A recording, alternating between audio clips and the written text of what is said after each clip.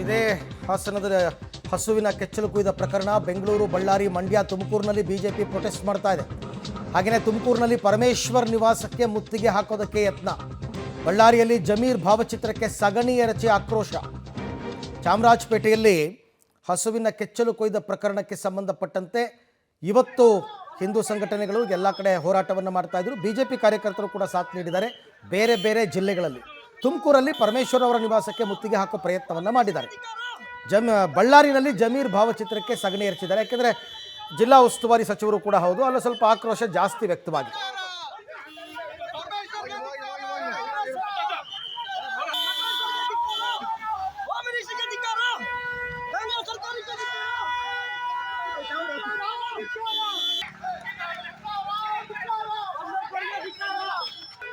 ಇನ್ನು ಈ ಪ್ರಕರಣಕ್ಕೆ ಸಂಬಂಧಪಟ್ಟಂತೆ ಬೆಂಗಳೂರು ಪೊಲೀಸ್ ಕಮಿಷನರ್ ಕೂಡ ದಯಾನಂದ್ ಅವರು ರಿಯಾಕ್ಟ್ ಮಾಡಿದ್ದಾರೆ, ನೋಡೋಣ.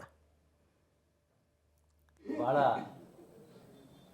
ಮೃಗೀಯ ಅಥವಾ ಅಮಾನವೀಯ ಅಂತಲೂ ನಾವು ಹೇಳಲಿಕ್ಕೆ ಆಗೋದಿಲ್ಲ. ಯಾಕೆಂದರೆ ಮನುಷ್ಯ ಮಾಡಿರ್ತಕ್ಕಂಥದ್ದು ಅದು ಈ ಮೂಕ ಪ್ರಾಣಿಗಳ ಮೇಲೆ it's a very barbaric incident, very unfortunate incident. ಪೊಲೀಸರು ತ್ವರಿತವಾಗಿ ತನಿಖೆಯನ್ನು ಕೈಗೊಂಡು ಈ ಪ್ರಕರಣದಲ್ಲಿ ಬೇರೆ ಬೇರೆ ತಾಂತ್ರಿಕ ಮತ್ತು ಸ್ಥಳೀಯ ಸಾಕ್ಷಿ ಆಧಾರಗಳ ಮೇಲೆ ಪೊಲೀಸರು ಈಗ ಓರ್ವ ವ್ಯಕ್ತಿಯನ್ನು ಬಂಧಿಸಿದ್ದಾರೆ ಮತ್ತು ಆತನಿಗೆ ನ್ಯಾಯಾಂಗ ಬಂಧನವನ್ನು ವಿಧಿಸಲಾಗಿದೆ. ಇನ್ನು ಚಾಮರಾಜಪೇಟೆಯಲ್ಲಿ ಹಸುವಿನ ಕೆಚ್ಚಲು ಕುಯ್ದಂತಹ ಪ್ರಕರಣಕ್ಕೆ ಸಂಬಂಧಪಟ್ಟಂತೆ ಸಚಿವ ಜಮೀರ್ ಅಹ್ಮದ್ ಇವತ್ತು ಆ ಕರ್ಣಾ ಫ್ಯಾಮಿಲಿಗೆ 3 ಹಸುಗಳನ್ನು ವಿತರಣೆ ಮಾಡಿದ್ದಾರೆ.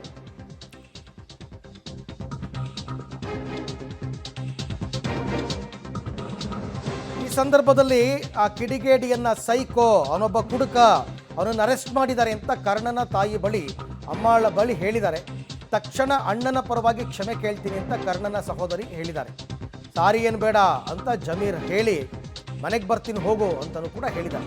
MLC ನಾಸೀರ್ ಅಹಮದ್ ನಿವಾಸದಲ್ಲಿ ಹಸುಗಳನ್ನು ವಿತರಣೆ ಮಾಡುವ ಸಂದರ್ಭದಲ್ಲಿ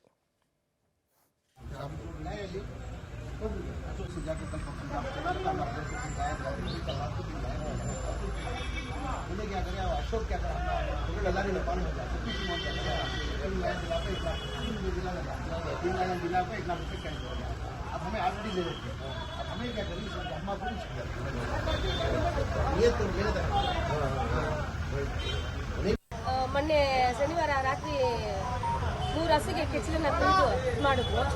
ಆಮೇಲೆ ಮಾರನೇ ದಿವಸ MLA ಇವರು ಜಮೀರಣ್ಣ ಬಂದರು. ನಮ್ಮ ಜಮೀರಣ್ಣ ಬಂದು ನೋಡ್ಬಿಟ್ಟು ಅಮ್ಮ ಈ ಥರ ಆಗಿದ್ರಲ್ಲಿ ನೀನು ಜೀವನ ಮಾಡೋದಾ ನಿಮ್ಮ ಅಣ್ಣ ಅಂತ ಹೇಳಿದ್ರು ಅಂತಂದೆ. ಸರಿ ಆಯ್ತಮ್ಮ, ಅದಕ್ಕೇನಿದೆ ಪರಿಹಾರ ನಾನು ಮಾಡ್ಕೊಡ್ತೀನಿ ಅಂತ ಹೇಳಿದ್ರು. ಮಾರನೇ ದಿವಸನೇ ನಿಲ್ಸ್ಬಿಟ್ರು ಹಸುಗಳಲ್ಲಿ 3 ಹಸುನ ನಮ್ಮ ಜಮೀರಣ್ಣ ತಂದು ನಿಲ್ಸಿದ್ರು. ನಮ್ಮ ಅಣ್ಣ ಬೇಡ ಅಂದ್ಬಿಟ್ಟ. ಬೇಡ ಅಂದಿದ್ದಕ್ಕೆ ನನಗೆ ತುಂಬ ಬೇಜಾರಾಯಿತು. ಸರಿ MLA ಸಾಹೇಬ್ರು ನಾನು